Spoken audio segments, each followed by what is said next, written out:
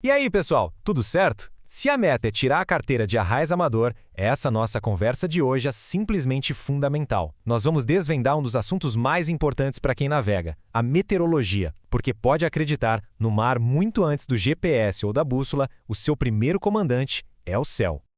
Vamos começar com uma pergunta que parece simples, mas que define tudo. Pensa comigo.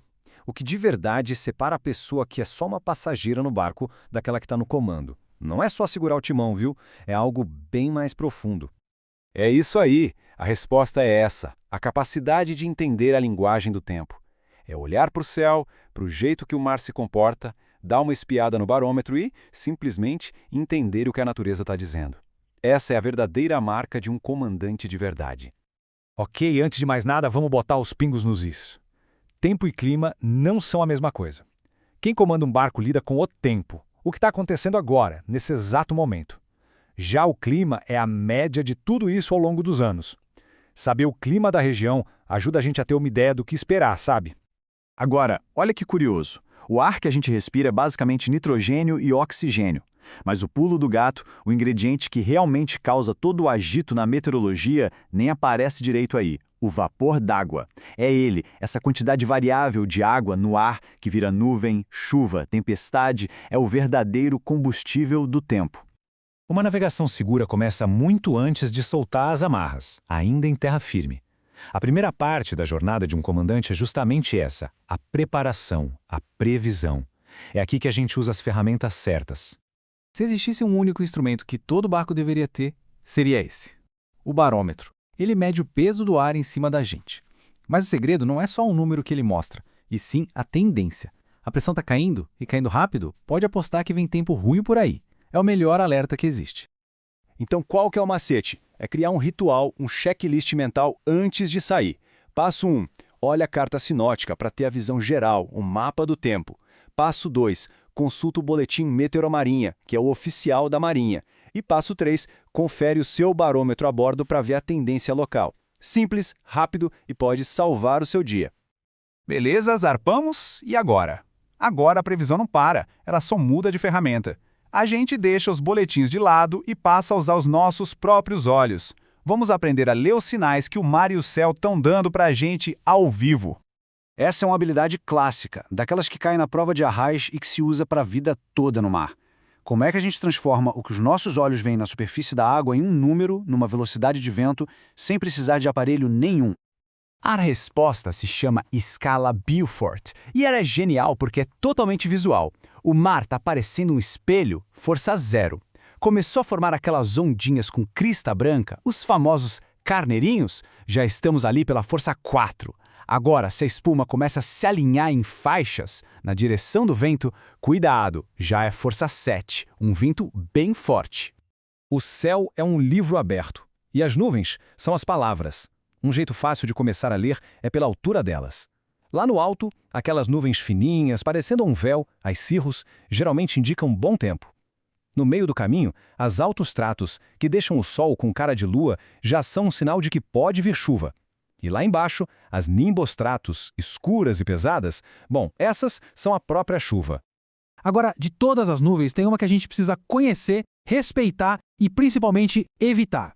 A cumulonimbus, ou CB para os íntimos. Ela é uma verdadeira fábrica de tempo ruim. Aquela nuvem gigante que cresce para cima, parecendo uma montanha ou uma bigorna. Ela traz vento forte, raio, granizo. A regra é simples. Viu uma dessas no horizonte? Mude o rumo. Não vale a pena arriscar. Ok, já aprendemos a ler os sinais próximos. Agora, vamos dar um passo para trás. Dá um zoom out para entender os sistemas gigantes que organizam toda essa bagunça. O eterno duelo entre ciclones e anticiclones. Aqui no hemisfério sul, onde a gente navega, a regra é bem clara. Pensa assim: ciclone é um centro de baixa pressão. Ele suga o ar para dentro, girando no sentido horário e joga tudo para cima. Resultado? Nuvens e mau tempo. Já o anticiclone é o oposto. É alta pressão. Ele empurra o ar para fora no sentido anti-horário, dissipando as nuvens. Resultado? Tempo bom e céu azul.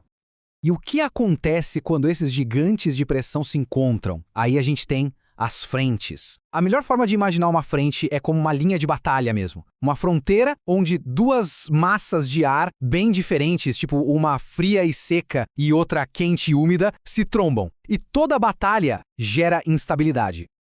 Uma frente fria é tipo uma invasão. O ar frio, que é mais pesado, entra por baixo do ar quente com tudo, forçando ele a subir muito rápido. O resultado? Pancadas de chuva, trovoadas, aquelas nuvens cumulonimbus que a gente já falou. Já a frente quente é mais sutil. O ar quente sobe devagarinho por cima do ar frio, criando uma sequência de nuvens e um período de tempo ruim mais longo, mas geralmente menos violento. Mas um comandante não vive só de olhar para o céu. O próprio mar tem seu ritmo, seus pulsos e movimentos que a gente precisa entender. Estou falando das marés e das correntes.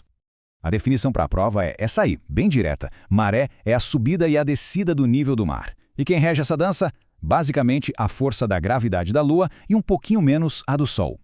E o segredo aqui é o alinhamento. Quando a Terra, a Lua e o Sol estão na mesma linha, na Lua nova ou cheia, as forças deles se somam. Isso cria as marés de Cisígia, as famosas águas vivas, com a maré alta bem alta e a baixa bem baixa.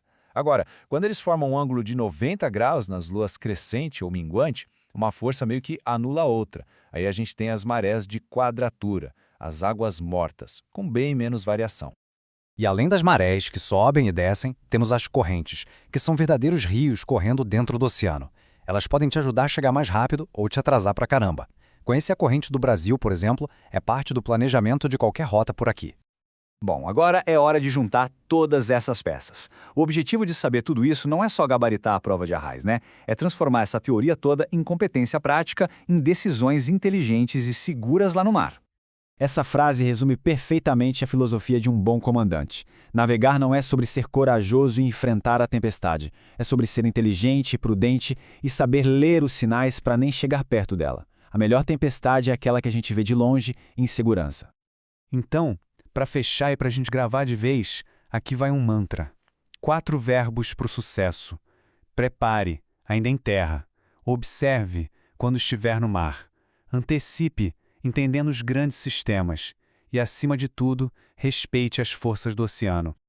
Pois é, a gente passou aqui pelo essencial da meteorologia e da oceanografia para o Arraiz amador. O conhecimento está aí, apresentado. A pergunta final, que vai além de qualquer prova, é essa. Como é que tudo isso vai mudar a forma que o navegante se prepara e encara o mar? Fica aí a reflexão. Boa sorte na prova e, claro, bons ventos!